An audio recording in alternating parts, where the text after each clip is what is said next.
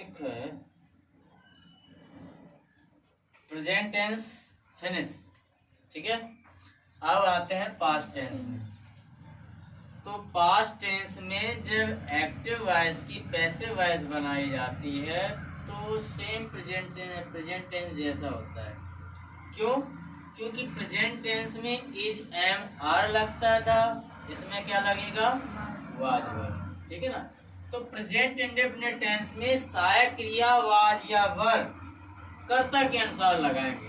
अगर subject similar है तो वाज लगाएंगे, सब्जेक्ट प्लूरल है तो वर्ब लगाएंगे, और वर्ब की थर्ड फॉर्म का प्रयोग कर देते हैं। जैसे पहले किया है उसी तरीके से इसमें होगा।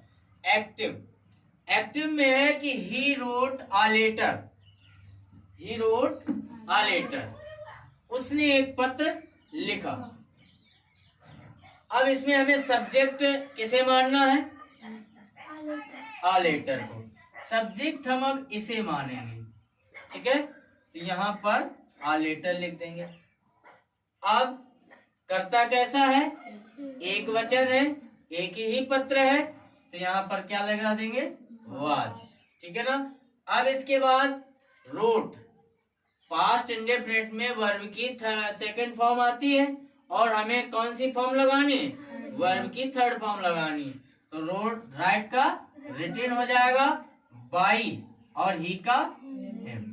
तो a letter was written by him, एक पत्र उसके द्वारा लिखा गया। ये हो गया आपका प्रेजेंट पास्ट इंडेफिनिट का टेंस। अगर यहीं पर हम मान लो वाज आया, यहाँ पर वर होता, यहाँ पर होता मैनी लेटर। भाई ही रोट मैनी लेटर या सम लेटर। ठीक है ना। तो यहाँ सम लेटर आता तो यहाँ वाज की जगह क्या आता? वर आता, बाकी वही रहता। क्लियर हो गया ये। अब दूसरा आता है past continuous tense. Past continuous का मतलब कार्य का जारी होना, कार्य का करना या होना वर्तमान समय में पाया जाता है, जारी रहना। तो पास्ट कंटिन्यूअस टेंस में सहायक क्रिया वाज या वर्ब के साथ क्या लगाते हैं? बीइंग लगाकर वर्ब की थर्ड फॉर्म का प्रयोग करते हैं। अगर कर्ता एक वचन का है तो वाज आएगा, लेकिन उसके बाद क्या लगाएंगे? बीइंग लगाएंगे।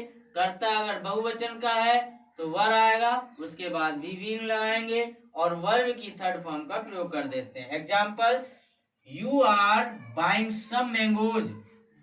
यू तुम, आर थे वर, यू वर कुछ, सम आम, बाइंग खरीद रहे, यानी कि तुम कुछ आम खरीद रहे थे। ठीक है ना। अब यहाँ पर ऑब्जेक्ट हमारा सम मैंगोज है, तो ये हमारा क्या बन जाएगा? सब्जेक्ट बन जाएगा। यहाँ पर सब्जेक्ट बन जाएगा। तो यहाँ पर सब्जेक्ट बना सम मैंगोज। ठीक है ना।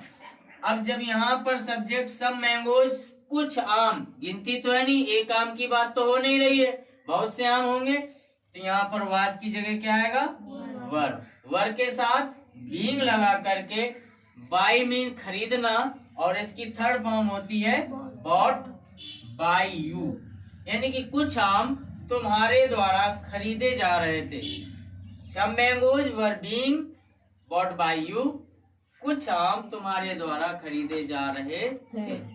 बन जाएगा। क्लियर है ना। अभी डाउट हो तो बता दो। अब तीसरा आता है past perfect tense. Past perfect tense में क्या होता है? उसमें जो प्रेजेंट परफेक्ट टेंस था तो उसमें हैज बीन या हैव बीन आता था। ठीक है ना। लेकिन अगर कर्ता एक वचन है तो हैज बीन आता था, कर्ता बहुवचन है तो हैव बीन आता था। अब पास्ट परफेक्ट टेंस में कर्ता चाहे एक वचन का हो चाहे बहुवचन का हो, सहायक क्रिया क्या लगाएंगे? हैड बीन लगाएंगे। हैड बीन का प्रयोग करेंगे और वर्ब की थर्ड फॉर्म का प्रयोग कर देते हैं। Example, you had helped my brother, तुमने मेरे भाई की सहायता की थी। पास्ट की बात है। तो माई ब्रदर ये हमारा ऑब्जेक्ट है, सब्जेक्ट बन जाएगा। यहाँ आ जाएगा माई ब्रदर, भाई एक है। क्या आ जाएगा, चाहे 1 हो, चाहे 2 हो, चाहे 10 हो, चाहे जितने हो, आएगा हैड बीन। सहायक क्रिया क्या लगाएंगे, हैड बीन, ठीक है। और हेल्प्ड, हेल्प की थर्ड फॉर्म ऑलरेडी लिखी हुई है। Present perfect tense, past perfect tense, future perfect tense में वर्ब की थर्ड फॉर्म ही आती है इसमें, पास्ट में और प्रेजेंट में। अब हेल्प हो जाएगा बाय यू, मेरे भाई की सहायता तुम्हारे द्वारा की गई थी। इस तरीके से आपको एक्टिव से पैसिव बनाना है। मुझे नहीं लगता है कि इनमें ज्यादा तुम्हें मेहनत पड़ेगी, ये अच्छे समझ में आ रहे होंगे मेरे हिसाब से। बाकी अगर ना आ रहे हो तो अभी बताओ, मैं कहीं गया नहीं हूं। क्यों, बन जाएंगे? क्लियर है? हटा दे।